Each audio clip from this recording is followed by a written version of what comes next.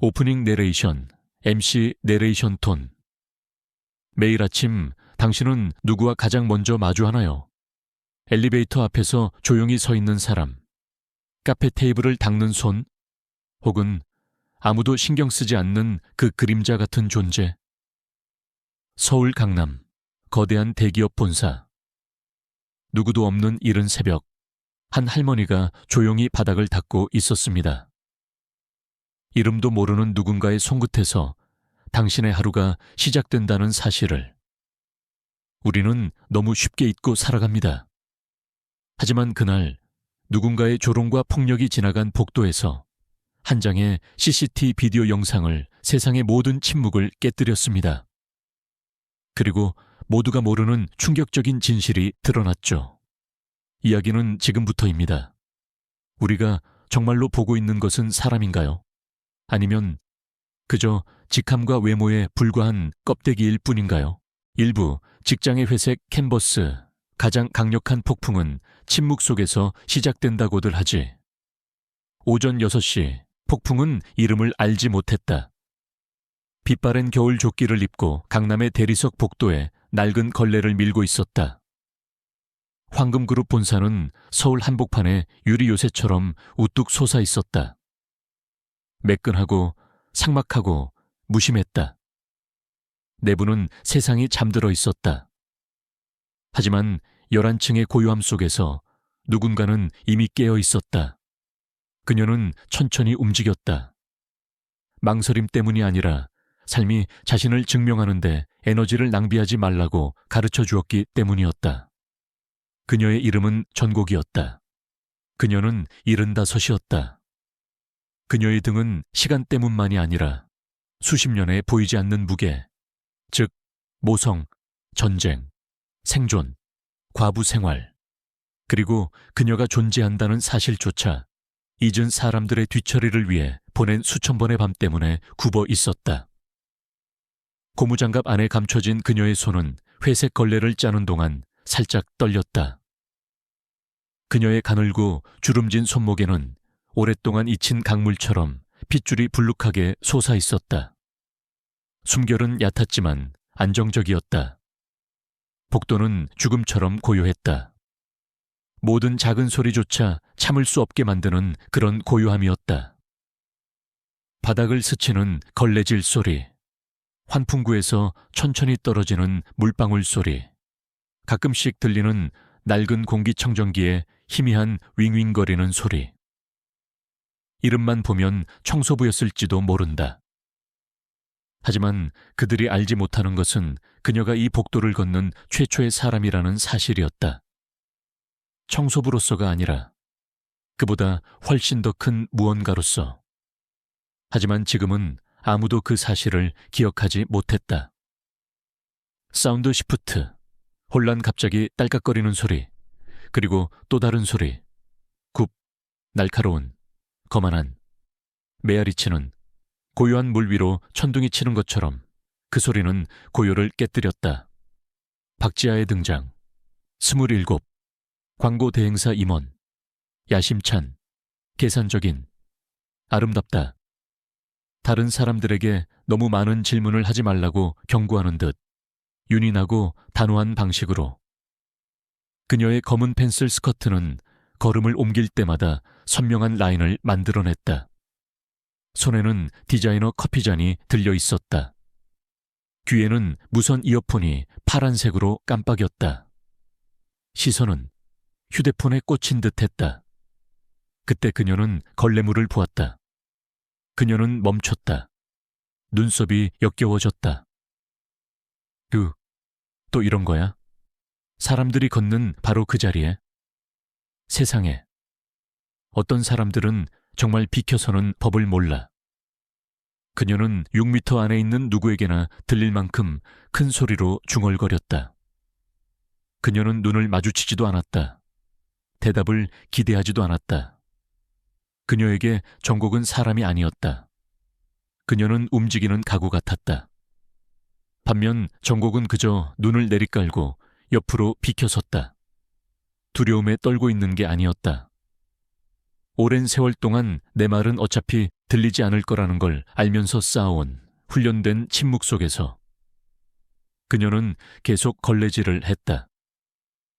두 번째 장면. 권력 게임의 시작 몇 분 후 웃음소리가 들렸다. 남자들의 목소리. 시끄럽고 권위적이며 과장된 행동이었다. 강대현과 이승찬은 명품 정장을 입고 두 번 승진하면 신이 된다고 생각하는 남자들처럼 거만하게 복도를 걸어갔다. 그들은 정곡을 발견하고 서로 눈빛을 교환했다. 그리고 퍼포먼스가 시작되었다. 강대현은 일부러 승찬의 팔을 툭 쳤다. 전곡의 걸레질 바로 옆바닥에 카라멜 라떼가 튀었다. 아, 강대현이 씩 웃었다. 정말 미안해, 형. 바닥이 너무 미끄러웠나 봐. 뭘 기대하는 거야? 승찬이 크고 느리게 비웃으며 전곡을 바라보았다. 마치 1908시 본연처럼 청소하네. 두 사람은 모두 웃었다. 시끄럽고 잔인하고 관심을 끌려는 듯. 하지만 충분하지 않았다. 그때 공중에서 무언가가 뒤틀리는 순간이 왔다. 승찬은 코트 주머니에 손을 넣었다. 작은 병 하나를 꺼냈다. 파란색 세척액이었다. 안녕, 할머니. 그는 거짓된 달콤함이 묻어나는 목소리로 말했다. 지혜한테 유리 닦는 게 최고라고 들었어. 한번 직접 해볼래? 대답도 기다리지 않고 그는 액체를 부었다. 차갑고 푸른 액체가 할머니의 정수리로 쏟아졌다. 회색 머리카락을 타고 흘러내렸다. 이마를 지나 눈으로, 뺨으로, 턱으로. 복도는 멍하니 정적에 휩싸였다. 강도 잠시 말을 멈췄다. 하지만 이미 늦었다. 박지혜는 엘리베이터에서 다시 나타나 그 여파를 목격했다. 멈추는 대신 그녀는 휴대폰을 꺼냈다. 찰칵, 플래시, 다음 세제, 라인에 딱 맞는 광고. 그녀는 웃으며 개인 작업그룹 채팅방에 업로드했다. 세 번째 장면. 심판전 고요 다음 날 아침. 같은 복도, 같은 걸레질, 같은 여자. 하지만 뭔가 달랐다. 전곡의 어깨가 더 깊이 축 늘어졌다. 손이 조금 더 떨렸다. 입술은 굳게 다물어졌다. 하지만 그녀는 여전히 청소를 했다. 마치 아무 일도 없었던 것처럼. 강이 지나가도 움찔하지 않았다. 지혜가 희죽거려도 눈 하나 깜빡이지 않았다. 그저 걸레질만 했다. 하지만 다른 누군가도 지나갔다. 신입 인턴이었다. 여자아이였다. 그녀는 잠시 멈춰서서 노파를 바라보았다가 눈을 내리깔고 걸음을 재촉했다. 아무도 아무 말도 하지 않았다. 아무도 아무것도 하지 않았다. 하지만 한 가지는 변하지 않았다. 위쪽 천장 구석에서 작고 검은 눈이 조용히 돌아갔다.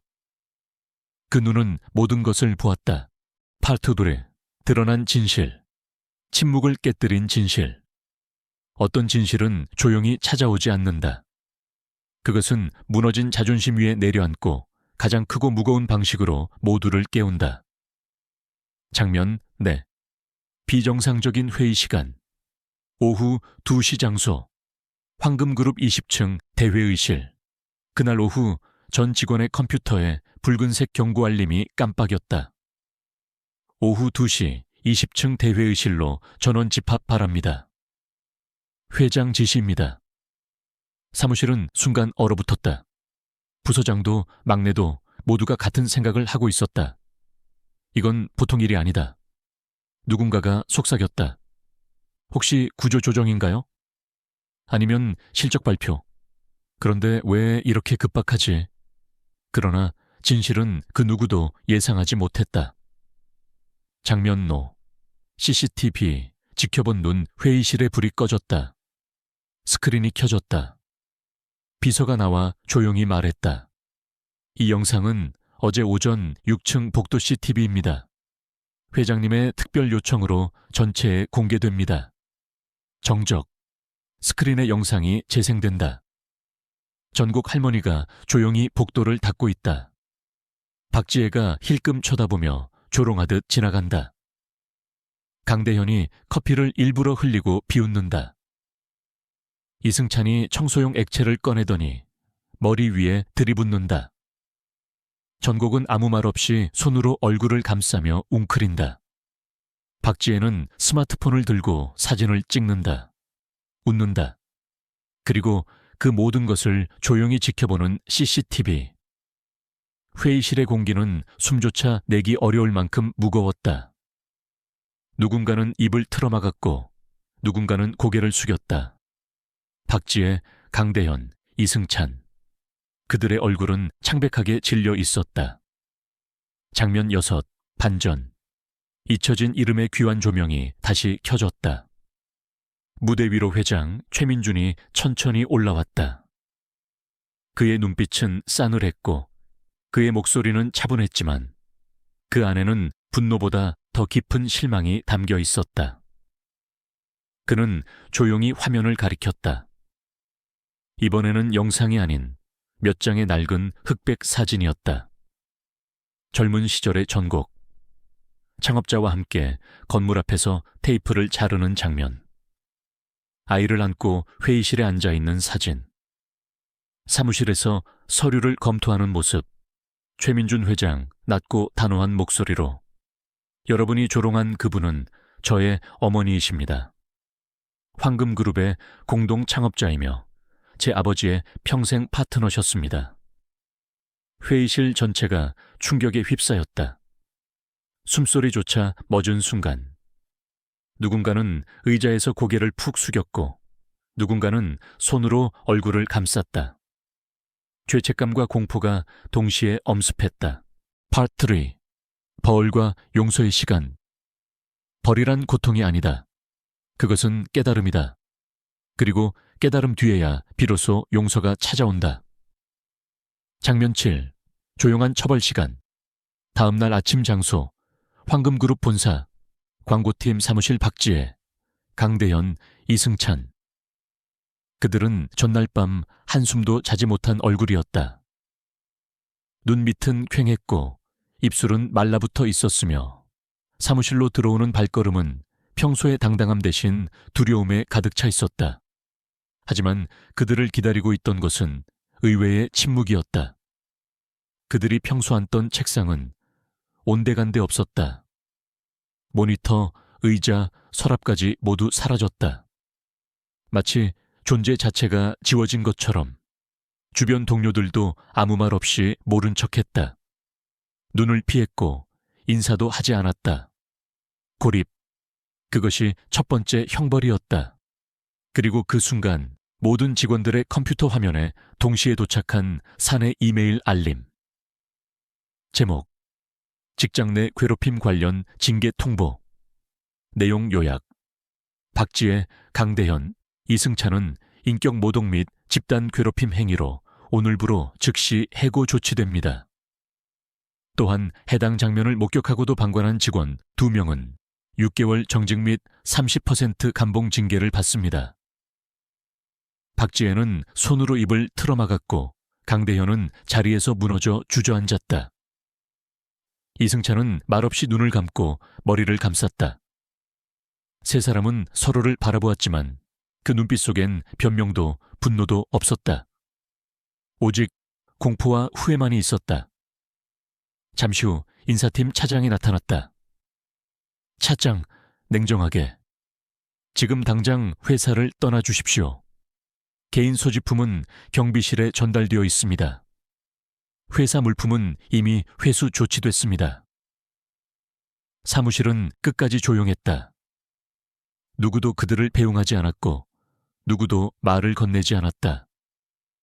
엘리베이터 문이 닫힐 때까지 아무도 고개를 들지 않았다. 장면 8. 무릎 꿇은 밤 시간.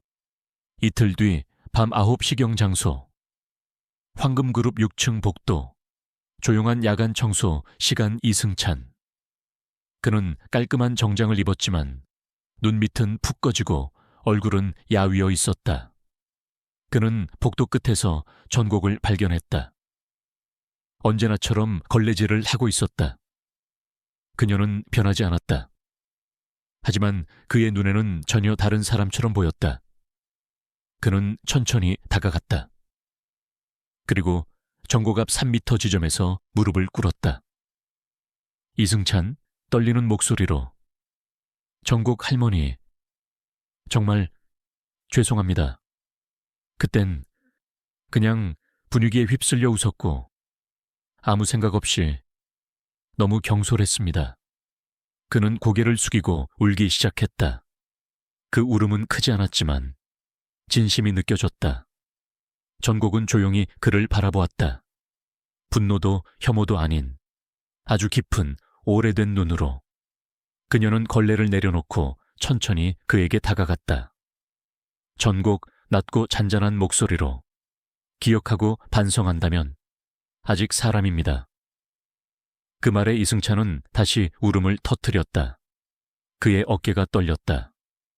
그 순간 그는 비로소 용서가 벌보다 더 아프다는 것을 깨달았다. 전곡은 조용히 그의 어깨에 손을 얹었다. 말없이, 단단하게. Part 4. 존중의 유산. 그리고 남겨진 변화. 누군가를 바꾸는 가장 강한 방식은 소리치지 않는 방식이다. 그저 묵묵히 일관되게 진심으로 존재하는 것. 그것이 진짜 힘이다. 장면 9. 이름이 남긴 울림 시간. 몇 주 후 가을 아침 장소. 황금그룹 본사 6층 복도 그날 아침. 복도는 많은 직원들이 일찍부터 모여 있었다. 벽 한편에는 붉은 천으로 덮인 무언가가 있었다. 앞에 서 있는 사람은 다름 아닌 최민준 회장. 그의 옆에는 전곡 여사. 여전히 낡은 패딩 조끼와 고무장갑을 낀 채 조용히 그 자리에 서 있었다. 최민준 회장, 마이크 없이 담담한 목소리로, 오늘 우리는 어떤 한 사람을 기리는 것이 아닙니다. 우리는 한 가지 가치를 기억하기 위해 모였습니다. 바로 존중입니다. 그는 고개를 끄덕였다. 보좌관이 붉은 천을 벗긴다. 벽면에 황금색 명패가 드러난다. 전곡 여사, 황금그룹 명예고문 창업 정신의 상징. 겸손이 곧 위대함이다. 박수 소리가 터진다. 어색하지 않은 진심 어린 박수. 몇몇 직원은 눈가를 훔쳤고 몇몇은 그저 고개를 숙였다. 전곡은 아무 말도 하지 않았다. 하지만 그 미소에는 수십 년의 무게와 지나온 모든 침묵의 순간이 담겨 있었다. 장면 열흘. 살아있는 유산 시간. 이후 수주간 장소. 회사 곳곳 누군가는 조용히 청소용 밀대를 들고 전곡 곁에서 함께 일하기 시작했다. 아침마다 김태현 신입사원이 가장 먼저 도착해 전곡을 도왔다. 곧 이어 다른 직원들도 돌아가며 참여했다. 더 이상 고개를 들지 않는 사람이 없다. 전곡을 보면 모두가 고개를 숙이며 좋은 아침입니다 라고 인사했다. 사무실 구석에 놓인 작은 팻말엔 이런 문구가 있었다. 이분은 우리 회사의 뿌리입니다. 겉만 보지 마세요. 사람은 겉보다 깊습니다.